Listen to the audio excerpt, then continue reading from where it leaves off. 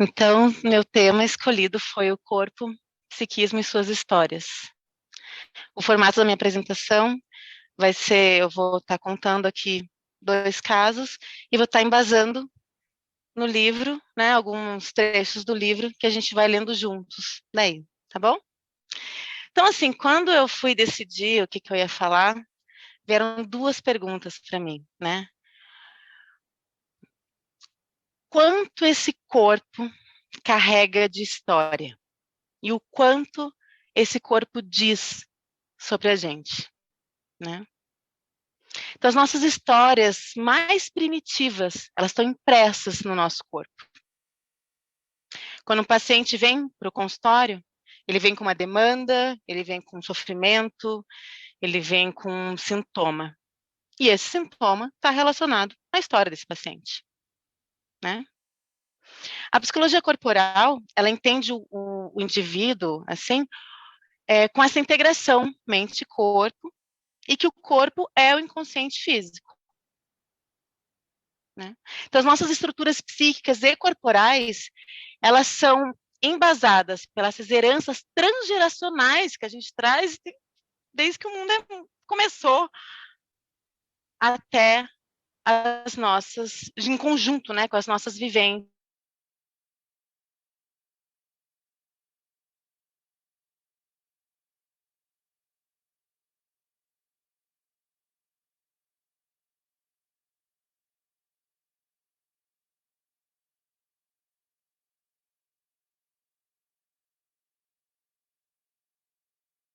É onde se desenvolve a linguagem. Mas antes disso, a gente tem 34 meses anteriores de vivência corporal. E nesses 34 meses, a gente tem 40 semanas de vida intrauterina. E nessa vida intrauterina, é o momento que a gente tem um pico de desenvolvimento, que a gente se desenvolve muito rápido. Então, imagine quantas memórias celulares se tem nesse período. E o quanto essas memórias celulares, elas podem dar forma e direção à nossa vida. Pode trocar. Aí o Bodella, no livro da Corrente da Vida, ele fala o seguinte: quando o bebê ainda está fixado dentro da mãe, tendo seu corpo alimentado como se fosse um de seus órgãos, essa sensação de bem-estar corporal tem uma pré-condição essencial, que a mãe que carrega o bebê sinta-se de maneira geral bem consigo mesma e em relação a ele. Sensações de tensão e desconforto da mãe podem ser comunicadas para o feto, assim como sentimentos de rejeição, culpa ou hostilidade, em relação ao bebê que está se desenvolvendo. Baseados em memórias desse período primitivo de vida de pacientes, podemos concluir que o feto é sensível não só aos distúrbios de sua existência, como a pressões mecânicas, sons agudos e vibrações intensas, mas também sofre se a mãe está doente, exausta ou intoxicada. Frente a isso, eu vou trazer um caso para vocês, muito curioso, de uma paciente que veio até mim. Ela tinha, na época, mais ou menos em torno de 60 anos, e ela veio com a demanda de uma bursite crônica no ombro para tratar através da acupuntura, porque eu sou psicóloga e acupunturista. E daí a gente tratou do sintoma, né? Já não estava mais com inflamação, e daí a gente deu início ao tratamento psicoterapêutico. Então foram 8 anos de idas e vindas, e vai e volta, né, para sessões. E uma sessão em específico, que a gente utilizou, que eu utilizei a massagem biodinâmica, né, em específico mais nessa manobra da concha, não sei se vocês conhecem, que o terapeuta faz uma conchinha assim na mão, e ele envolve a orelha, né, o ouvido ali do paciente, e nesse momento, quando eu envolvi, e deu mais um tempinho, eu comecei a perceber alterações corporais nessa paciente. E ela começou a enrijecer a musculatura, né? Se dá uma retorcida, o semblante dela é um semblante mais de sofrimento. E assim, antes de começar a massagem, eu sempre combino com o paciente, durante a massagem, se não estiver legal, se tiver uma pressão muito forte ou muito leve, você vai avisando, né? Porque eu não gosto de ficar interrompendo o paciente no meio da massagem, porque você acaba quebrando o processo do paciente, né? Só que como ela não estava me dizendo nada, eu fui bancando com ela aquele sofrimento. Eu estava ali, presente com ela. Depois desse momento, a gente virou, eu pedi para ela virar em cima do lado esquerdo, né, para fazer uma polarização. Ela estava em posição fetal, e nesse momento da polarização, eu comecei a perceber o semblante dela ficando mais sereno, ficando mais tranquila, a respiração com uma amplitude maior, né? Comecei a perceber os barulhos peristálticos, né, que na massagem biodinâmica a gente utiliza um estetoscópio para a gente se guiando pelos barulhos da peristalse. E, nesse momento, muito barulho peristáltico, né? A paciente estava entregue ali na polarização. Terminou a polarização, a gente foi conversar rapidinho, já estava terminando a sessão, e daí ela falou que ela foi para um lugar muito escuro, parecia um túnel, assim, arroxeado, e que ela estava começando a sentir muito medo nesse túnel. E começou a sentir dor e tensão no corpo. E daí, depois, quando ela foi para a polarização, inclusive a mão dela, quando terminou, assim, ela estava inteira marcada de unhas, assim, ó, de tanta tensão que ela passou nesse momento da conchinha lá. E daí ela contou que daí, na polarização, ela sentiu segura, sentiu que ela estava num lugar tranquilo, que ela estava sendo acolhida, né? Então, dava para ver no semblante dela mesmo, na hora, a respiração, a amplitude de respiração, e ela se sentiu relaxada. Aí terminamos a sessão, porque não dava mais tempo, foi embora. A semana seguinte, na próxima sessão, ela, no meio da sessão, a gente tá ali, daí ela falou assim, ó, eu liguei para minha mãe nessa semana, a mãe dela tem uns 80 anos, tinha na época uns 80 anos de idade. Eu liguei para minha mãe e comentei da sessão que eu tive. Contei para ela o que tinha acontecido e tal, e minha mãe falou que tentou me abortar algumas vezes. Tomando medicamento, tomou chás, muitos chás, e me explicou que naquele momento ela estava passando por um momento muito difícil da vida dela, com questões financeiras, já tinha uma filha pequena, tinha um marido alcoolista, desempregado, agressivo, e ela não via possibilidade de ter um bebê naquele momento. E daí, naquela sessão e nas sessões posteriores, essa paciente veio me trazendo, ela veio trazendo várias lembranças de relacionamento que ela se sentiu rejeitada. E que ela foi, inclusive ela tem um filho que foi raptado pelo ex-marido, que levou a criança para o Reino Unido, ela foi até lá, trouxe a criança fugida, e depois, futuramente, ela, enfim, voltou para o Reino Unido lá, junto com o marido, que o marido era extremamente tóxico, e foi rejeitada pelo filho depois, vários contos de relacionamentos que ela teve, que ela se sentiu rejeitada, e que ela provocava essa rejeição. Pode trocar. Então, assim, o Lowen, finalmente chegamos no meio da vida, o Lowen diz assim, né, o destino de uma pessoa é determinado por seu caráter, que está estruturado em seu corpo por tensões musculares. Pode trocar.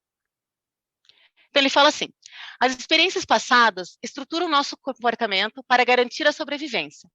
Não nos fechamos em copas, nos protegemos numa couraça muscular, ou nos retraímos, por, não por escolha, mas sim por necessidade.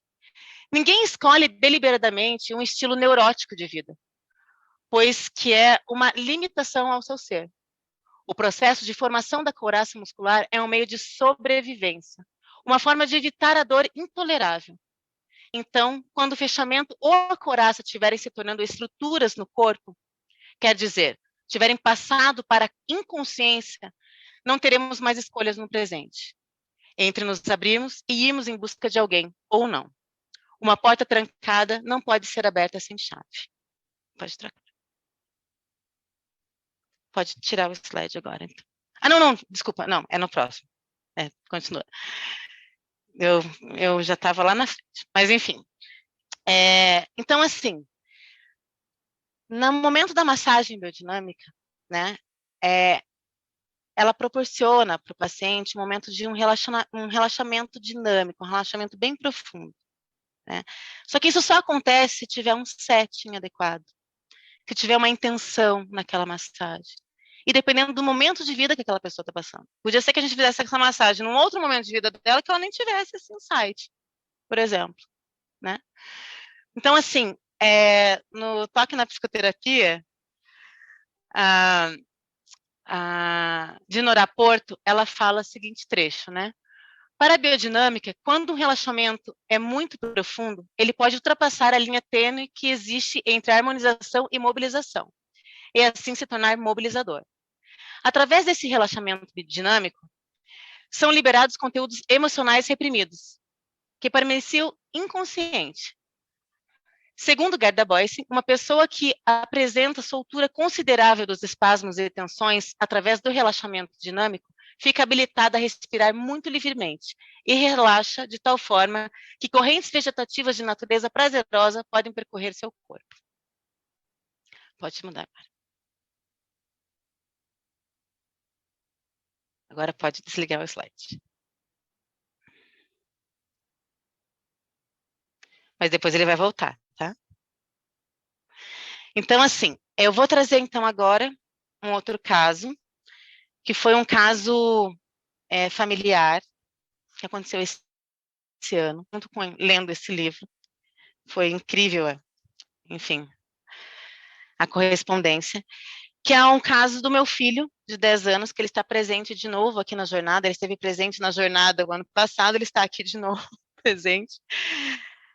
Então, assim, o meu filho, no começo do ano, foi começando a desenvolver dores no corpo, né? Muitas dores, articulares, limitação de movimento, dores no calcanhar, mas até então ficava, porque tudo hoje em dia a gente bota, pandemia, pandemia, pandemia, né? E para mim estava a pandemia, o menino tá sedentário em casa, tá, né? Não tá. Só que daí aquilo foi intensificando e ele começou a ter dores bem fortes no calcanhar. Falei, não, isso não tá certo, estava parecendo um idoso, vamos levar ele no ortopedista. Chegando lá, o médico diagnosticou ele com doença de Sever, que é uma inflamação na placa de crescimento do calcanhar, que acontece com crianças atletas. Só que meu filho estava sedentário, né, sem exercícios por causa da pandemia.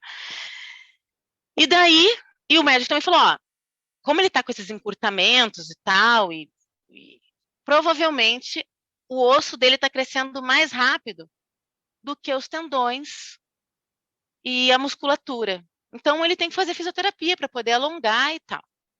Vamos lá para as primeiras 10 sessões de fisioterapia. O sintoma aumentou. Mais dores. Mais dores.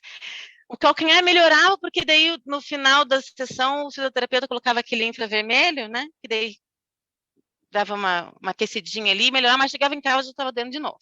E assim, a criança não podia correr. Muita dor para caminhar, assim, né? Aí, deu um PT no plano de saúde, ficamos 2 semanas sem ir para lá para fisioterapia, porque por causa desse negócio das guias lá, de autorizar as guias, né, de liberação das guias no sistema, e daí teve um feriado. Então ele ficou 2 semanas sem ir para fisioterapia. Aí, num domingo, na segunda-feira ele ia voltar a fazer fisioterapia. No domingo, eu preparando o jantar em casa, e ele fazendo as tarefas da escola. Tinha prova, tinha tarefa, tinha trabalho. Tava bem louco lá fazendo. E daí ele falou assim, mamãe, eu tive um insight. 10. Filho da escola, mamãe, eu tive um insight. Eu falei, nossa, mas que insight? Parece, daí já começou a mudar o semblante dele. Parece que eu tô numa máquina de tortura, que eu tô amarrado pelos meus braços e pelos meus tornozelos. E cada professor dele foi nomeando o nome dos professores, estão me puxando e eu vou arrebentar. E começou a chorar. Gente, o olho do menino arregalado, chorando, nervoso, aterrorizado. E eu vou arrebentar, meus ossos vão quebrar. E daí eu falei assim, como é que está teu corpo agora? Ele falou, tenso, muito tenso. Eu falei, o que você está fazendo, então, para poder se defender da tortura? Ele, eu estou agindo contra a atração da corda, né? Eu, nossa, filho, olha aí o que está acontecendo com você, né? Tá todo encurtado, tá com dor no corpo. Daí a gente começou a conversar sobre isso e ele começou a trazer daí as questões da escola, porque ele mudou de escola esse ano, né? Foi para o 5º ano, então a exigência era muito maior. Não se deu muito bem com alguns professores, né? Os professores muito castradores. E ele começou a trazer muito a emoção, raiva, chorou, me abraçou e foi trazendo muito afeto nisso. E a gente conversando daí, como é que ele ia se organizar a partir de agora nos estudos para não ficar tão aperreado, né?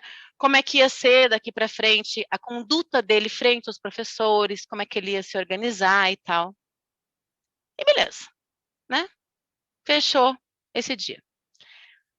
Retornamos. Ah, pode ligar o slide, que eu acho que tem um slide legal para falar sobre isso agora. Deixa eu ver se é, ou se eu tirei isso. Deixa eu ver.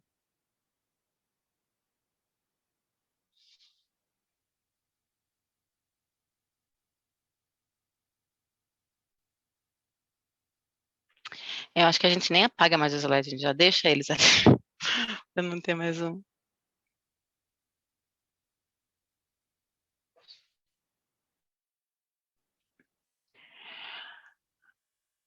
Aqui.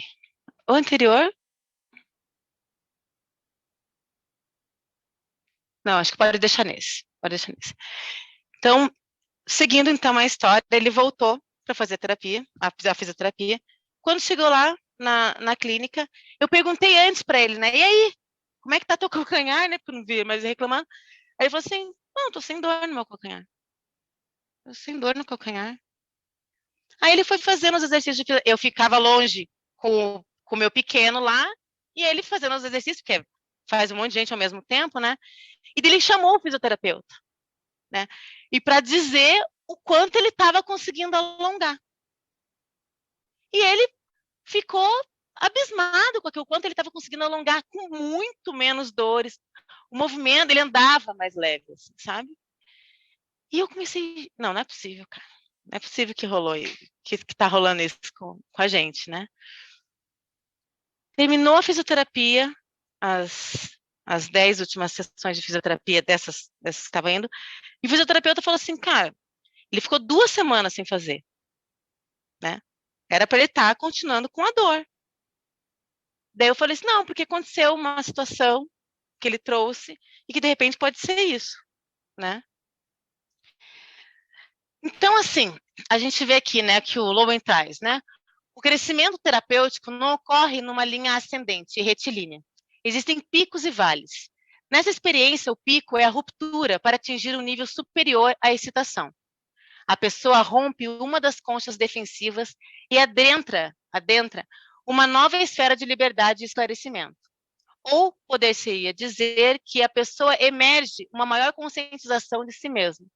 A neurose é a concha protetora que encapsula, mas também isola a pessoa.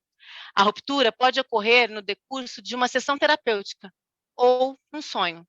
É sempre acompanhado de um insight, ou seja, de uma luz que incide sobre uma área escura da personalidade. Essa luz brilha pela fresta aberta na superfície da concha. Portanto, em minha opinião, a ruptura vem antes da luz e não com o resultado da luz. A brecha é causada pelo aumento de vida dentro das paredes do recipiente, que não tem capacidade para conter a excitação ou energia, que então irrompe por suas paredes. Em termos mais concretos, são as sensações ou a carga mais intensa que produzem a brecha, que por sua vez propiciam um insight. Não se pode dizer o momento da ruptura. Acontece espontaneamente, quando há um acúmulo suficiente de força do si mesmo para produzir a brecha no recipiente. Então, ele fazendo aquelas primeiras 10 sessões de fisioterapia, só estava intensificando o sintoma, porque a gente estava vendo a ponta do iceberg. Os conteúdos inconscientes que estavam levando ao sintoma, a gente desconhecia. Ele entrou em contato com isso através do desespero que ele estava ali fazendo as tarefas da escola, que com certeza, provavelmente, aumentou esse acúmulo, essa carga, né? Então, a fisioterapia mexendo com o corpo, e depois, quando veio essa tensão interna, né? Que daí rompeu ali as paredes da concha e saiu o insight. Pode. Infelizmente, um número excessivo de nossas atividades pertence ao modo fazer. Isso é especialmente verdadeiro a respeito do processo educacional. A ênfase sobre resultados finais e a falta de interesse pelos sentimentos e sensações tornam a criança resistente à escola, porque ela sente que seu ser está sendo negado pelo sistema. Então, até isso tinha no livro do Lowe. Pode mudar. Então, a mudança efetuada pela aplicação de uma força vinda de fora é produto do fazer e afeta negativamente o ser. No entanto, existe um processo de mudança que ocorre de dentro para fora e não requer um esforço consciente. É chamado crescimento e fortalece o ser. Não é algo que se possa fazer, não sendo, portanto, uma função do ego, mas sim do corpo. A mudança terapêutica, que significa uma mudança no caráter, é semelhante ao crescimento no sentido de ser um processo interior, impossível de ser efetuado por esforço consciente. Isso não quer dizer que o fazer não desempenha papel algum no processo de crescimento. A aquisição de uma habilidade exige a repetição de certos atos, conscientemente, para que então a aprendizagem possa ocorrer, mas a aprendizagem em si mesma acontece a nível inconsciente. Pode trocar. Apesar da contenção ser inconsciente, nós a fazemos. Os músculos voluntários ou estriados estão subordinados ao controle do ego. As tensões crônicas nesses músculos refletem a inibição imposta pelo superego contra a manifestação de determinados sentimentos e sensações. No princípio, a tensão é criada conscientemente para bloquear a expressão de um impulso que poderia evocar uma resposta hostil por parte dos pais.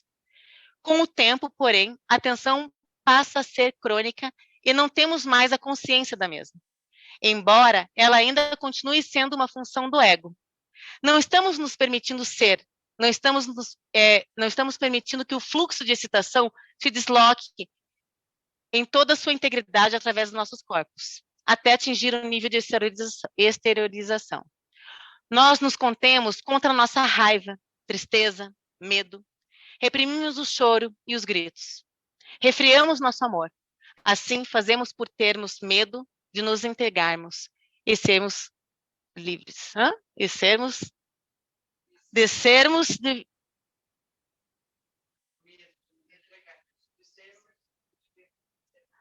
Gente, olha o meu bloqueio aqui, gente. Vou repetir a frase só para vingar aqui. Assim fazemos por termos medo de nos entregarmos, de sermos, de viver. Meu Deus do céu. Olha aqui, já depois daqui eu já vou começar. O próximo.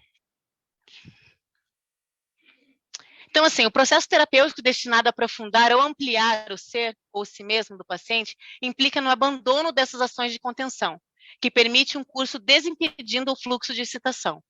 Na terapia, o paciente aprende a desfazer aquele fazer que bloqueia o fluxo. Não se trata de aprender como não ser, você não vai falar para o paciente como é que não faz, mas sim de aprender como não fazer. A contenção, apesar de inconsciente, é uma defesa do ego contra sentimentos e sensações que no passado foram percebidas como perigosas. O neurótico tem medo de sentir. Uma pessoa que está um pouco mais saudável, ela sente e se reconhece nesse afeto. Ela pode até demorar um pouco para agir, mas ela age. Quanto mais possibilidades de manifestar o afeto, mais energia, mais fluxo, mais excitação, mais liberdade, né? Pode trocar, perdão. Então, a gente termina aqui com... É importante... Não, a gente não termina, tem mais um. É importante perceber que o medo de morrer, sentido por um paciente, tem base em seu medo da vida. Se ele teme viver, morrerá. Se não sentirmos medo da emoção, vamos com ela. Se sentirmos contraídos, se sentimos, contraímos-nos contra ela. E aí, então, surge a sensação de morte. Estar em contato consigo é estar em contato com o corpo. Nossas experiências estão impressas nele. Lowe nos esclarece de que recuperar nosso passado é recuperar nosso corpo, e vice-versa. Pois o contato com o nosso corpo nos dá um reconhecimento de si mesmo. E reativa lembranças que estiveram adormecidas, nas camadas contraídas e imobilizadas da musculatura, ou em qualquer outra parte de nós. Coraça muscular, coraça visceral, coraça tissular. Essa integração é aceitar sentimentos, sensações e suas manifestações, com a cooperação do ego. Então é isso que eu tinha para falar para vocês. Pode colocar o último. Então, assim, a gente fez um artigo, né? Colocou lá na apostila, vocês vão receber. Então, tem um pouco mais detalhando mais alguns casos. Tem mais um caso que o Lowen coloca no livro também, de rejeição. Então, se alguém tiver curiosidade, quiser trocar uma ideia comigo, né? Pode contato comigo pelo celular, tá bom?